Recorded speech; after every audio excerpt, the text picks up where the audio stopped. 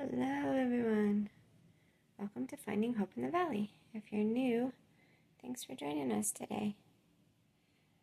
I I have post 4th of July sensory overload. I'll just say that. Post 4th of July sensory body. So here's my pillow.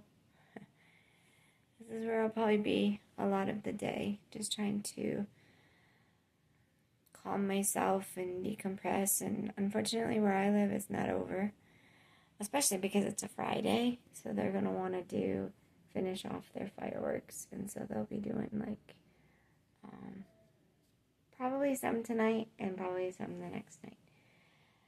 And where I live, we get these ones that are like giant grenades. There's no warning for them at all.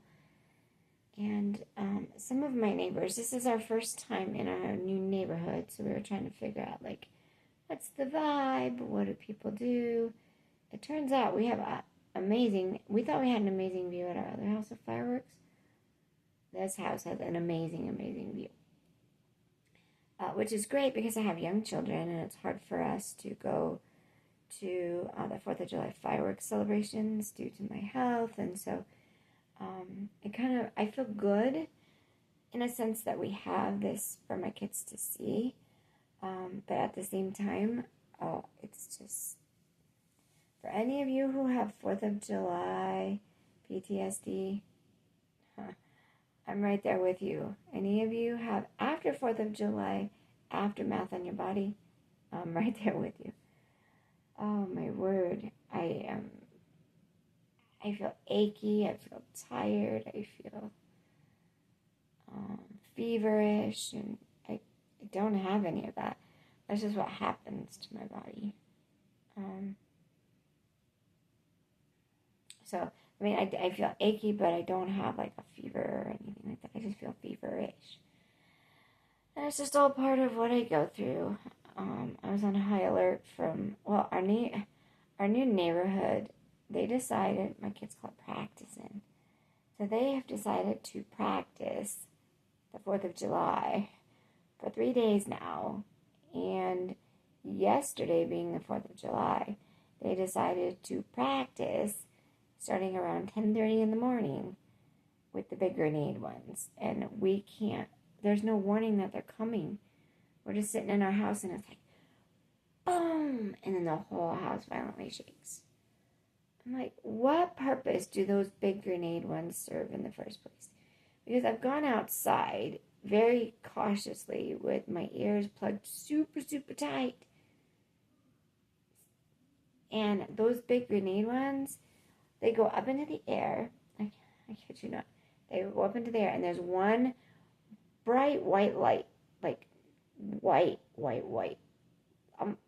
Like strobe lights where they flash in your eyes. It's a bright flash like that, and it's white as white can be. And you get 2 white lights. That's it. I have this massive, huge, loud grenade shake my house sound.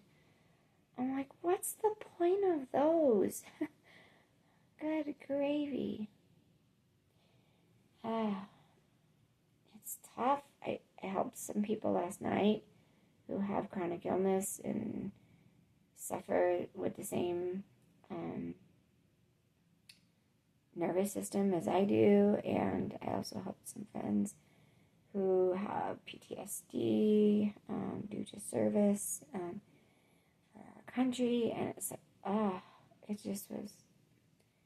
I want to enjoy the 4th, but I never have. Even as a little girl, I was not a fan of the 4th of July. And I don't think anybody really noticed. There's all these celebrations going on and the hubbub and the hustle, of the 4th of July. And then we go, downtown and we sit and we watch the show. And I don't think my mom or my grandpa or my grandma or my dad ever really, noticed my severe fear. And so I just remember as a little girl, I would sit there and I knew they were coming and I was just like all worked up before they came. And then once it got dark and they were about to start, I would plug my ears super tight and I'd hold them super tight the whole show. I like the colors, and they're pretty, but the sounds I could never handle, even as a child without my illnesses. Now that I'm older and I have my illnesses, it just feels like amped up even more and more horrific on my nervous system. So that's the lovely look here. I haven't had a shower. I haven't. Yeah. I fed my kids and brushed my teeth. How's that? Does that count today? Is that enough? But yeah, my body is pretty upset from the fireworks, and it's okay. I mean, I I expected this. I knew it was coming. I wanted the fireworks for my children, so I will say, since we moved, we have a glorious. I mean, I kid you not, a most beautiful fireworks show. So the house that I live in now, we have our main floor, and then we have an upstairs and a basement. And upstairs we have the kids.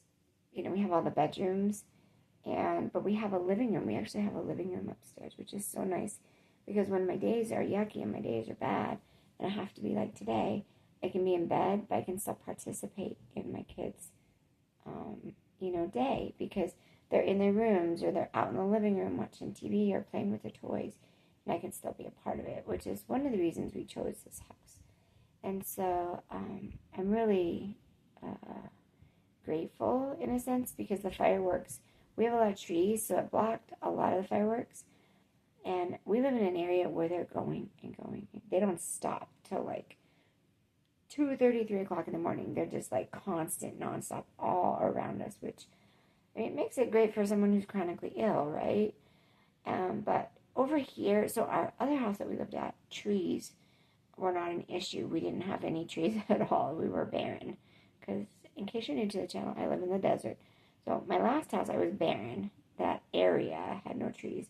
Well, we just recently moved to a more older, more mature neighborhood, and there's a lot of trees.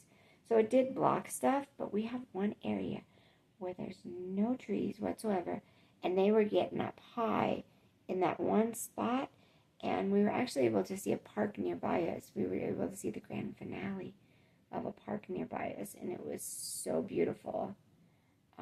Sadly, my children were not here to see it. So next year we've decided 4th of July is going to be here.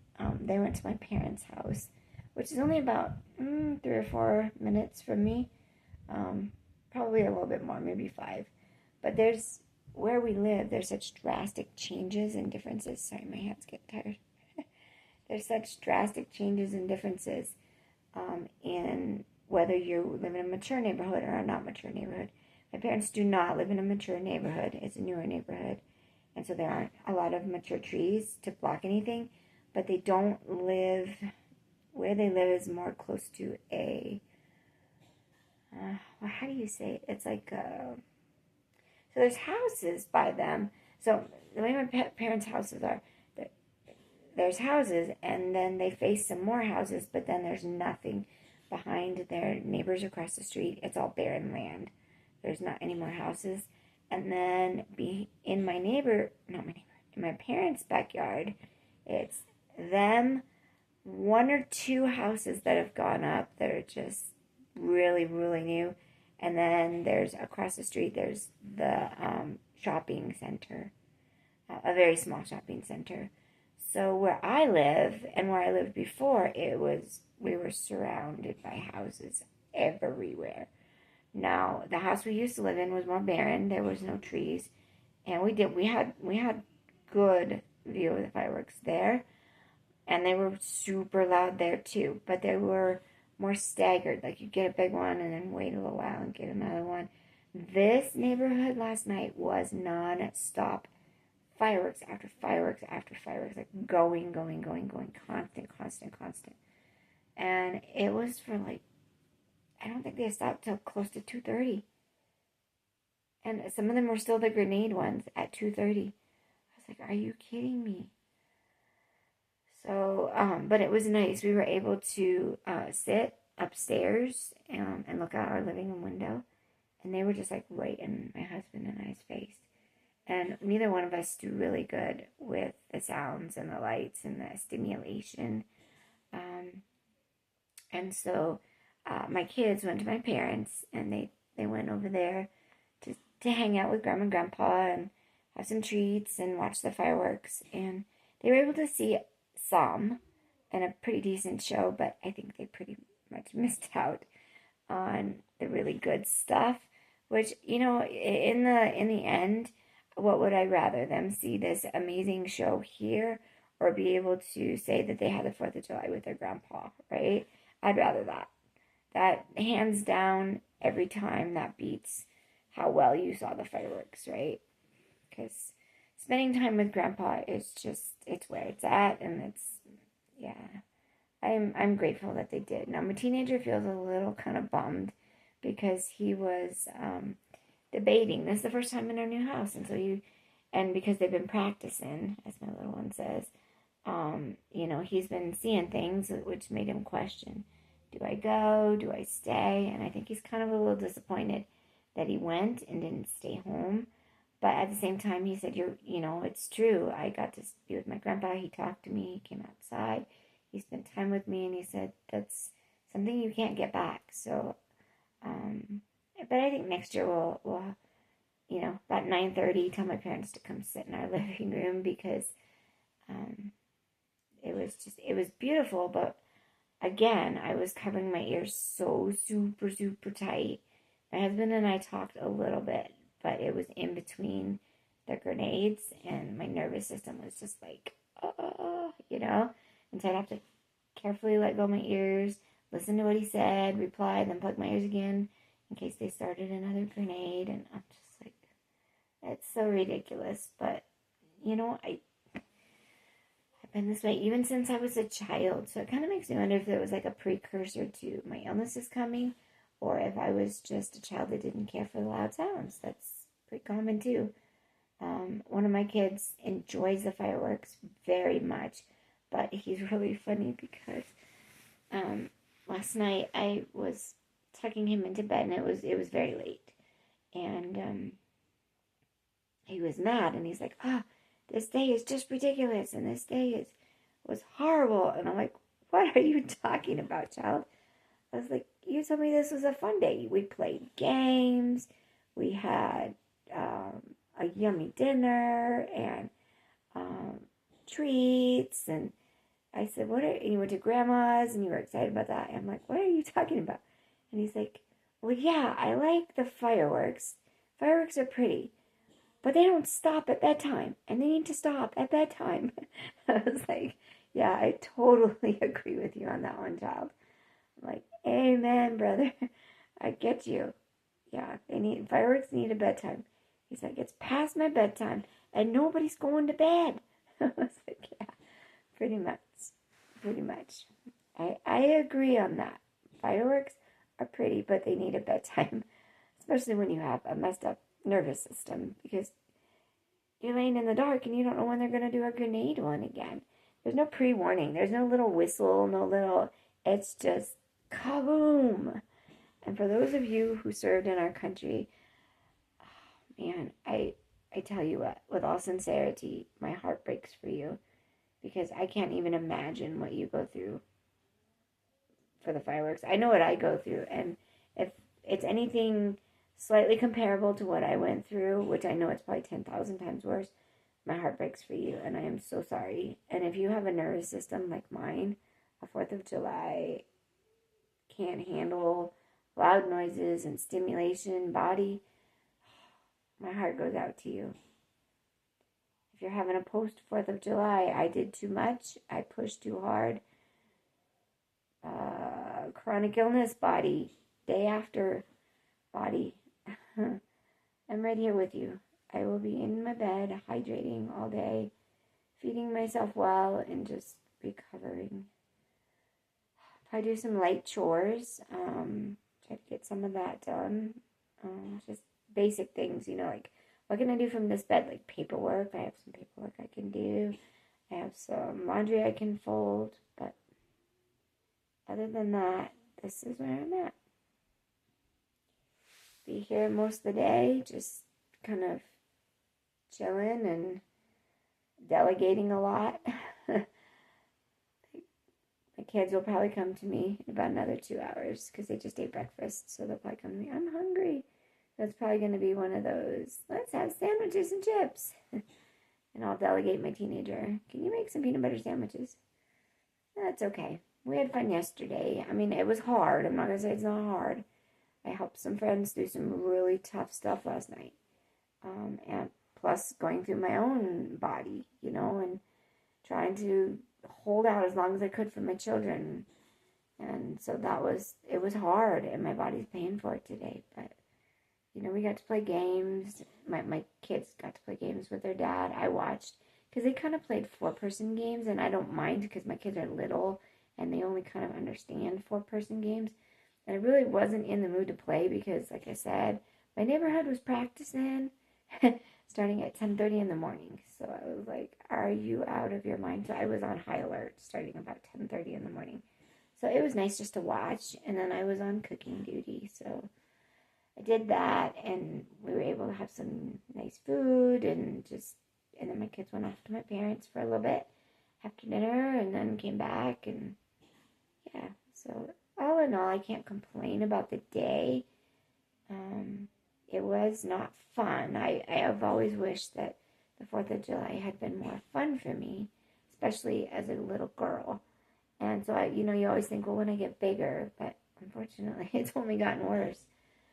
And then you have the post 4th of July aftermath of the body. But you know what?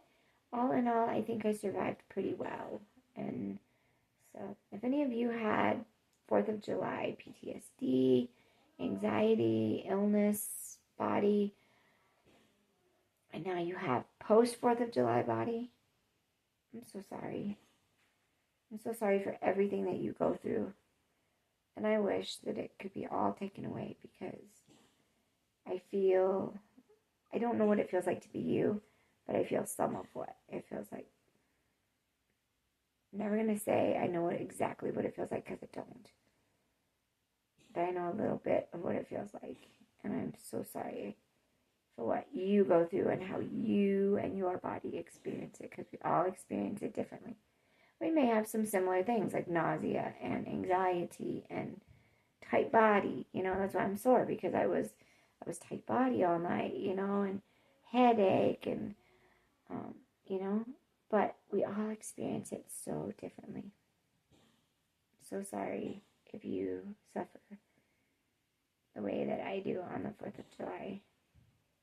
But to those of you who are suffering because you served our country, I could never be more grateful to you and your family for your service and your sacrifice.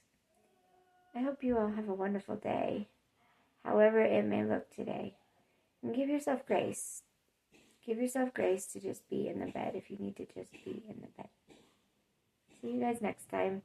Hope you come back. I hope you find something that makes you want to stick around. My name is Melissa, and this is Finding Hope in the Valley. I do a chronic illness channel, and I also have a Facebook page for those of you who would like to join, talking about my long-term chronic illness and bringing awareness to long-term chronic illness and letting people know that it's okay to not be okay. If you know someone who might be sick, or if you have a family member who is suffering and you need support in supporting your family member, come back. We'd love to have you. If you don't mind hitting the like and subscribe button, that helps kind of spread the news around and get my videos out there so that those that need it can get the video. And so I just appreciate every one of you that come. Our numbers may be small, and I'm not doing it for the numbers. I'm doing it for those who need it. And there's been a lot of you who have reached out and said, thank you for being faithful, and thank you for continuing on. And that's why I do it. And so thank you for those who have been faithful and coming back every week. I'll see you guys next time. Bye-bye.